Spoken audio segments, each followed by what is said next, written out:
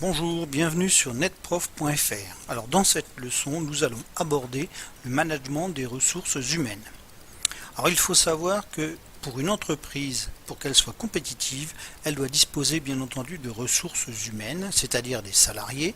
Ceux-ci doivent être compétents, motivés, présents quand il faut et où il faut, et en nombre suffisant. Donc voilà le travail du service des ressources humaines. Alors nous allons voir donc les objectifs du management des ressources humaines. Alors, premier objectif, bien entendu, c'est de gérer les salariés, c'est-à-dire les effectifs, et en particulier en étudiant la pyramide des âges. Donc la pyramide des âges, bien entendu, ça va servir le responsable à voir quelles sont les personnes qui vont, d'ici quelques années, partir en retraite et préparer leur remplacement. Le service de ressources humaines doit aussi être en permanence au courant des nouvelles réglementations sociales, par exemple sur les contrats de travail, la durée légale du temps de travail, les heures supplémentaires. Et puis, bien sûr, il est en charge des bulletins de salaire, c'est-à-dire de la rémunération des salariés. Alors, le deuxième objectif des ressources humaines, c'est de développer celles-ci, ces ressources humaines. Alors, quand on parle de développer, c'est aussi bien quantitativement, c'est-à-dire faire évoluer l'effectif de l'entreprise, que qualitativement, c'est-à-dire rechercher les profils de haut niveau et mettre en place des formations pour les salariés. Alors, comment cela va se traduire? Ça va se traduire au niveau du recrutement, comme je l'ai dit, rechercher les meilleurs profils, entretien d'embauche pointu, etc. Ça va aussi être la formation. Je le rappelle que la formation est une obligation pour l'entreprise. L'objectif aussi pour développer les ressources humaines, ça va être la motivation des salariés. Ça, nous allons le voir un tout petit peu plus loin. Autre élément à prendre en compte pour développer les ressources humaines, ce sont les conditions de travail. Meilleures elles sont, mieux le salarié va rester dans l'entreprise. Et puis, bien entendu, assurer la sécurité et la santé au travail, par exemple, les former un certain nombre de salariés au secourisme, et tout cela donc avec l'aide de la médecine du travail. Alors, un autre objectif du management des ressources humaines, c'est de limiter les différents dysfonctionnements qui peuvent apparaître dans l'entreprise. Alors, quels sont ces dysfonctionnements? C'est l'absentéisme. Dans une entreprise, quand ça va mal, les salariés sont absents.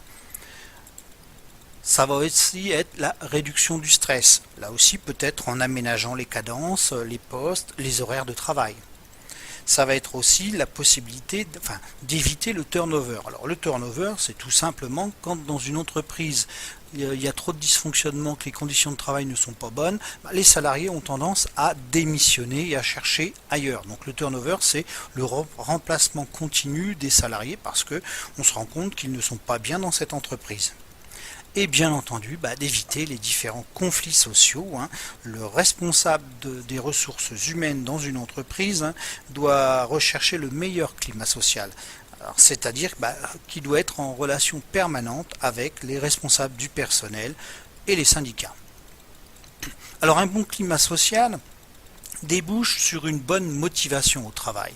Mais comment motiver les salariés? Plusieurs solutions. Bien entendu, un bon salaire va motiver les salariés. De bonnes conditions de travail, des horaires adaptés, un travail peu fatigant. L'intérêt pour le travail que l'on va confier aux salariés, c'est-à-dire les postes à responsabilité généralement motivent le salarié. La reconnaissance du travail réalisé. Un salarié qui est félicité par son supérieur, bien entendu, sera plus motivé par la suite. Et puis, les perspectives d'évolution de carrière, et rien de tel que de voir sa carrière bloquée et de savoir qu'on ne pourra pas aller plus loin dans la hiérarchie pour casser une motivation. Et puis bien entendu, il y a quelques autres avantages, comme les tickets restaurants, les voitures de fonction, le comité d'entreprise qui peut organiser des voyages et autres.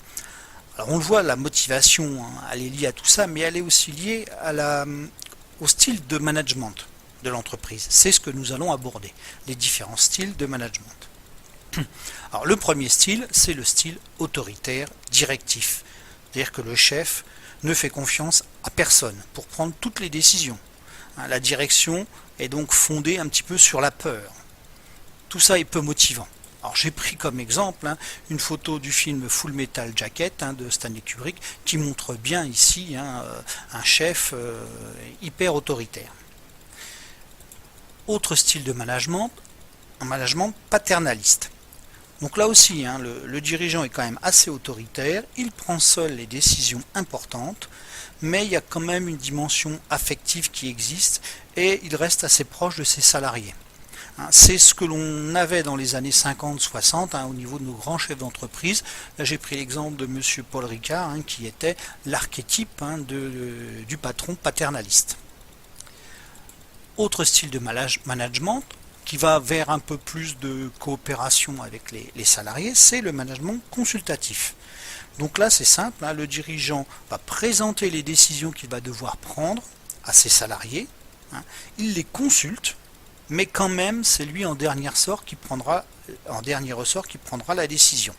Ça va quand même favoriser le travail en équipe. Donc là j'ai pris pour illustrer ce qu'on appelle des comités consultatifs que l'on peut avoir dans les entreprises. Les cercles de qualité sont aussi un peu sur cette base-là. Dernier style de management, c'est le management participatif. Alors là c'est très simple, le dirigeant va confier la décision aux salariés en fixant bien entendu des limites. Ces limites peuvent être de temps, des limites budgétaires, et là on a un vrai travail d'équipe, un travail de groupe, où on voit dans l'exemple ici que tout le personnel sont en train de travailler sur un dossier. Alors, tout ça, ça va se coordonner grâce à la communication interne de l'entreprise. Alors cette communication interne peut être formelle, c'est-à-dire officielle. On y trouvera des notes de service, les emails, les réunions, les affichages, etc. Donc voilà, ici, une image de réunion. Elle peut être aussi complètement informelle, c'est-à-dire ce qu'on pourrait appeler les bruits de couloir. Alors bien entendu, ça peut se passer devant la machine à café, dans le couloir, à la cantine. Il faut faire attention que les informations diffusées par ce canal-là, informel, ne soient pas des ragots. Donc là on voit autour de la table de relaxation, on va dire. Après, donc on va avoir différents types de sens de communication. La communication va prendre 3 directions différentes, on va dire. Première direction, c'est ce qu'on appelle la communication descendante, c'est-à-dire du supérieur vers ses subordonnés. On le trouve souvent dans le cas des notes de service, où ça arrive de la direction et puis le salarié, il a juste à la lire. Autre sens de communication, c'est la communication donc ascendante. Elle part des salariés pour aller vers la direction. Alors ça c'est souvent le cas, et vous le verrez si un jour vous êtes en commercial par exemple, on vous demandera des rapports d'activité très régulièrement. Troisième sens de communication qui est un sens latéral ici, où on va entre collaborateurs de même niveau procéder à des réunions pour travailler ensemble, donc c'est ce qu'on appelle les réunions de service. Maintenant il nous reste à voir donc comment informer les salariés, puisque c'est le rôle principal de la communication, c'est d'informer les salariés. Alors, voyons les différents moyens pour informer ces salariés. On va y trouver les notes de service, les emails, l'affichage, très important en entreprise, les différentes réunions, le bulletin d'entreprise que l'on peut publier une fois par mois à l'intérieur de l'entreprise, mais on a aussi des moyens un peu plus modernes comme l'intranet et les web TV, c'est-à-dire les chaînes télé d'entreprise. Alors là on est pour les grands groupes. Alors maintenant voyons un peu à quoi sert toute cette information. Le but c'est vraiment de servir les performances de l'entreprise. Alors les performances, on voit bien que ces nouveaux outils tels que l'intranet, le web TV, l'iPhone, les réseaux sociaux professionnels font que le salarié est relié en permanence à son entreprise. Ça veut dire que là, il va travailler tout le temps. Ça a été chiffré dernièrement, un salarié qui lit ses mails, qui consulte le site intranet de l'entreprise, travaille en moyenne 120 heures en plus par mois par rapport à son temps de travail normal. Donc vous voyez, ça va permettre d'améliorer les performances de l'entreprise. Bien entendu, c'est souvent au détriment de la vie familiale des salariés. Voilà, j'en ai terminé avec cette leçon et vous donne rendez-vous à une prochaine leçon. Au revoir.